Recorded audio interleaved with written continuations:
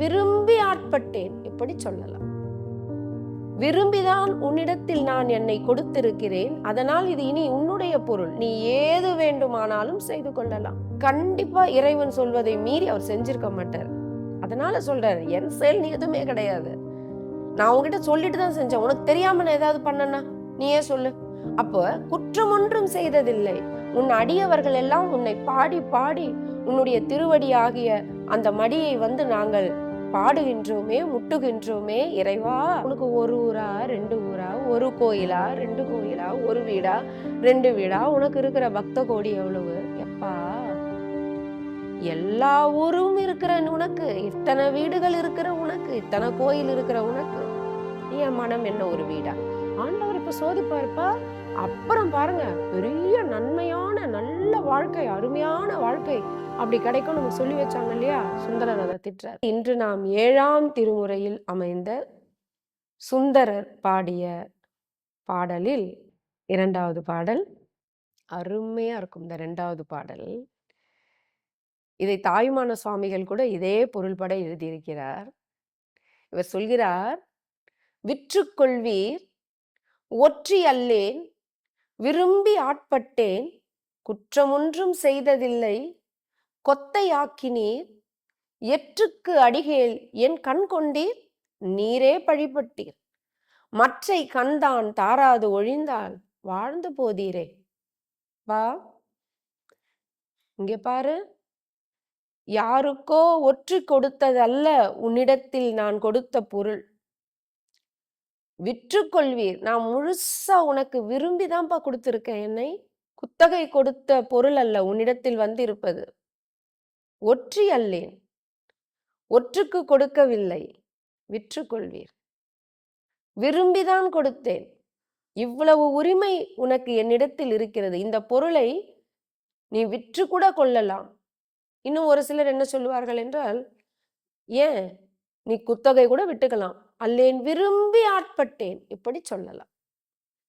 விரும்பிதான் உன்னிடத்தில் நான் என்னை கொடுத்திருக்கிறேன், அதனால் இது இனி உன்னுடைய பொருள், நீ ஏது வேண்டுமானாலும் செய்து கொள்ளலாம். என்னுடைய கவனத்திற்கு வந்ததிலிருந்து நான் குற்றம் ஒன்றும் செய்ததில்லை, என் மனம் அறிந்து இதுவரை நான் ஒரு குற்றமும் செய்ததில்லை. ஏன்?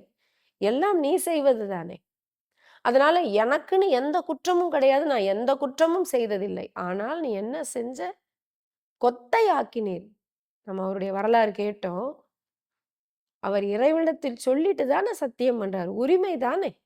அப்பவே அவர் ஒரு நண்பனாக அவருக்கு என்ன பண்ணியிருக்கணும்? போய் சங்கிலி நாச்சியாரிடத்தில் கோல் மூட்டி விடலாமா? அதெல்லாம் பண்றது தப்புப்பா, கல்யாணம் வேணான்னு சொல்லியிருக்கணும். இல்ல பறவை நாச்சியார்கிட்ட உண்மையை சொல்லிட்டு கல்யாணம் பண்ணிக்கோன்னு ஏதாவது இறைவன் அறிவுரை நண்பனாக சொல்லியிருக்கணும்ல. எதுவுமே சொல்லாம இவர் சொல்றதுக்கெல்லாம் சரி சரின்னு தலையாட்டிட்டு, அங்க போய் சங்கிலி நாச்சியார் இடத்துல போய் கோல் மூட்டிட்டு, இப்ப இவரிடத்துல என்ன தப்பு இருக்கு? நீங்கள் கதையே கேட்டீர்களானால். அப்ப இவரை நம்பி தானே இவர் சொன்னாரு. அப்ப இவர் தப்புன்னு சொல்லியிருந்தா சுந்தரர் என்ன பண்ணியிருப்பாரு? கண்டிப்பா இறைவன் சொல்வதை மீறி அவர் செஞ்சிருக்க மாட்டார். அதனால சொல்றாரு, என் செயல் நீ எதுவுமே கிடையாது, நான் உன்கிட்ட சொல்லிட்டு தான் செஞ்சேன், உனக்கு தெரியாம நான் ஏதாவது பண்ணனா நீயே சொல்லு. அப்ப குற்றம் ஒன்றும் செய்ததில்லை, ஆனா நீ என்ன பண்ண? என்னை கொத்தையாக்கினீர், என் கண்ணை நீ குருடாக்கி வச்சுட்ட. எற்றுக்கடிகேல் என் கண் கொண்டீர், எதுக்கு அப்படி பண்ண? நீ எதற்காக என் கண் கொண்டீர்? எந்த தப்பும் பண்ணல, நீ தவறு செஞ்சுட்ட, நீரே பழிபட்டீர், நீ பழிக்கு ஆளாயிட்டையா? என் கண்ணை அநியாயமா எடுத்து நீ பழிக்கு ஆளாகி விட்டாய். சுந்தரர் எந்த தவறும் செய்யவில்லை, இறைவன் தான் தவறு செய்தான். இறைவனிடத்தில் அவன் சொல்லிவிட்டு தான் செஞ்சான். அப்படி தெரிந்திருந்தும் இறைவன் அவன் கண்ணை பறித்து கொண்டது, அடியவர்களினுடைய அந்த கண்ணை பறித்து கொண்டது, நம்பியவர்களுடைய கண்ணை பறித்தது இறைவனுடைய குற்றம்னு சொல்லி, உன்னைத்தான் இந்த உலகம் பழிக்க போகுது, என்னை ஒன்னும் சொல்ல மாட்டாங்க, நீரே பழிபட்டீர், மற்றை கண்தான் தாராது ஒழிந்தால் வாழ்ந்து போதீரே. இப்பவே பழிக்கு ஆளாயிருக்க, ஒரு கண்ணு தான் கொடுத்துருக்க, இன்னொரு கண்ணையும் கொடுத்துரு, இல்லைன்னா சரி வாழ்ந்துட்டு போ. இந்த ஒரு கண்ணை வச்சுட்டு என்னையா பண்ண போற? சரி, அந்த ஒரு கண் தான் உனக்கு முக்கியமா? அப்படின்னா நீ வாழ்ந்துட்டு போ, வாழ்ந்து போதீரே. இப்ப நம்ம அந்த கோபம் தான் சொல்லும் தெரியுங்களா? சரிப்பா, நீ நல்லா வாழ்ந்துட்டு போ அப்படி என்று இறைவனிடத்தில் அந்த அளவிற்கு உரிமை பாராட்டுகிறார். ஏன்? எனக்கு அவ்வளோ உரிமை இருக்கு உன்கிட்ட பேச. சக நண்பன் இல்லையா? அதனால் வாழ்ந்து போதீரே என்று சொல்கிறார். 3வது பாடல். அன்றில் முட்டாது அடையும் சோலை ஆரூர் அகத்தீரே, கன்று முட்டி உண்ணச் சுரந்த காளி அவை போல, என்றும் முட்டா பாடும் அடியார் தங்கண் காணாது குன்றில் முட்டி குழியில் விழுந்தால் வாழ்ந்து போதீரே.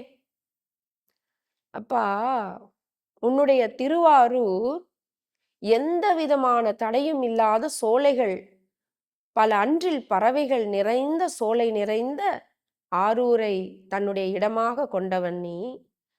கன்றுகள் போய் அந்த பால் மடியை முட்டி முட்டி தானாக அந்த பசுக்களிடம் இருந்து அப்படியே பால் சுரக்குமா. அந்த கன்று முட்டினாலே போதுமா. உண்ணுவதற்காக அந்த தாய் பசு தன் மடியிலிருந்து பாலை அப்படி சுரந்து அந்த குழந்தைகளுக்கு கொடுக்குமா. பால் தானாக சுரக்குமா. அதுபோல நாங்களும் உன்னிடத்தில் முட்டா பாடும் அடியார். அந்த தாய் கன்று மாதிரி உனக்கு ஏன்பா பால் சுரக்கல? அருளாகிய பால் ஏன் சுரக்கல? நானும் அந்த கன்று போலத்தானே. உன் அடியவர்கள் எல்லாம் உன்னை பாடி பாடி உன்னுடைய திருவடியாகிய அந்த மடியை வந்து நாங்கள் பாடுகின்றோமே, முட்டுகின்றோமே. இறைவா, பரம்பொருளே, ஈஸ்வரா, ஆரூராரே என்று முட்டி முட்டி பாடுகின்றோமே. உன்னை புகழ்ந்து புகழ்ந்து பாடுகின்றோமே. ஆனால் அந்த தாய் பசுவுக்கு சுரப்பது போல அருளாகிய பால் உனக்கு ஏன்பா சுரக்கல? எனக்கு ஏன் நீ கண்ணு கொடுக்கல? உன் அருள் சுரந்திருந்தால் தானா சுரக்கணும். ஆனா உனக்கு சுரக்கலையே. அப்படி அருள் என்ற பால் சுரக்காமல் இருப்பதால் அந்த தாய் பசுக்கு இருக்கிற அன்பு கூட உனக்கு இல்லையா? அப்படி இல்லாததால் எனக்கு கண்ணு வரல. அதனால எங்கேயாவது போய் மலையில முட்டி குழியில விழுந்தால் வாழ்ந்து போதீரே. கோபம் எங்கேயாவது மலையில முட்டிக்கிட்டு, கல்ல முட்டிட்டு, பாறையில முட்டிட்டு விழுந்து சாகுற அப்படின்னுவோம் இல்லையா? அது போல நீ கண்ணு கொடுக்கல அப்படின்னா இப்படியே நாங்க விழுந்து சாக வேண்டியதுதான். அப்படி சொல்லல. குழியில் விழுந்தா அப்ப என்ன ஆகும்? நல்லா வாழ்ந்து போதீரே. நீ கொடுக்கணும்ல அப்படி என்று சொல்கிறார். 4வது பாடல்.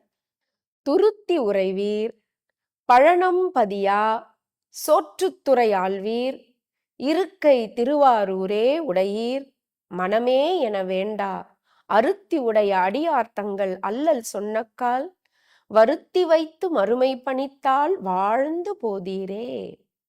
இப்ப உனக்கு ஒரு ஊரா 2 ஊரா? துருத்தியில இருக்கீங்க. ஆனா உன்னுடைய ஊர் எது? திருவாரூரை உன்னுடைய ஊராக கொண்டவர். அதுதான் உன் இருக்கை. நீ இருக்கிற இடம் அதுதான்.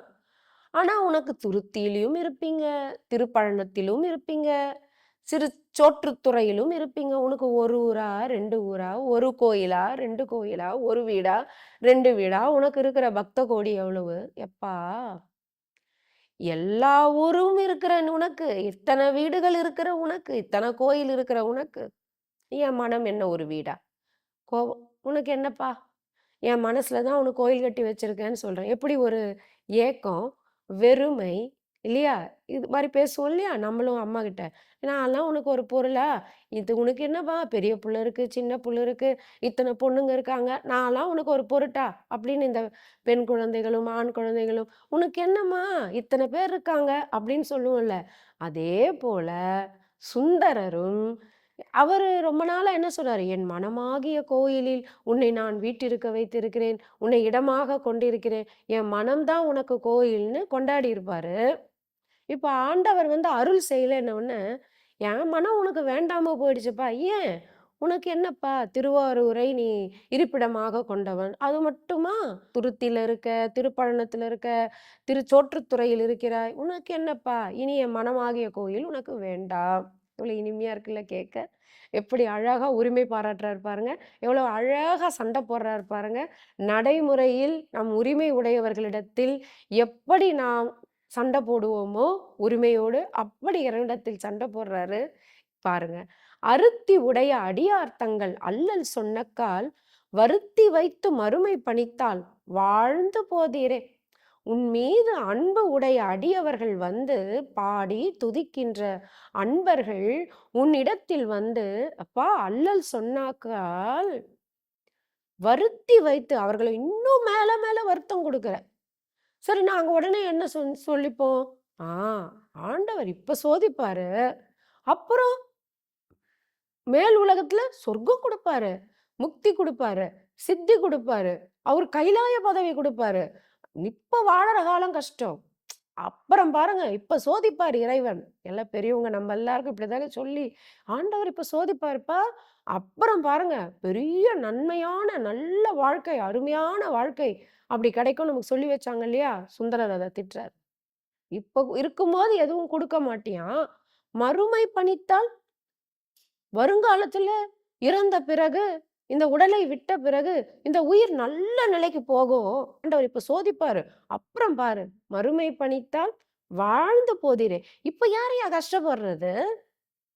இப்ப கண்ணு இல்லாம கஷ்டப்படுறேனே, அதுக்கு பிறகு நீ பெரிய கைலாய பதவி குடுக்குறேன்னு சொல்ற. சரி பரவால்ல. வாழ்ந்துட்டு போ.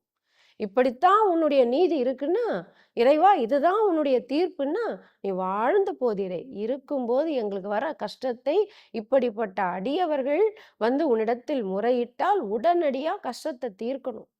அப்படி தீர்க்காம மறுமை பணித்தால் வாழ்ந்து போதீரே என்று நம் சார்பில் முறையிடுகிறார்.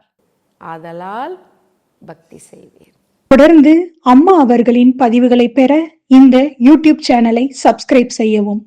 மேலும் விவரங்களுக்கும் அம்மா அவர்களின் நேரடி மற்றும் இணைய வழி வகுப்புகளில் கலந்து கொள்ள டிஸ்கிரிப்ஷனில் உள்ள தொலைபேசி எண்ணை தொடர்பு கொள்ளவும்.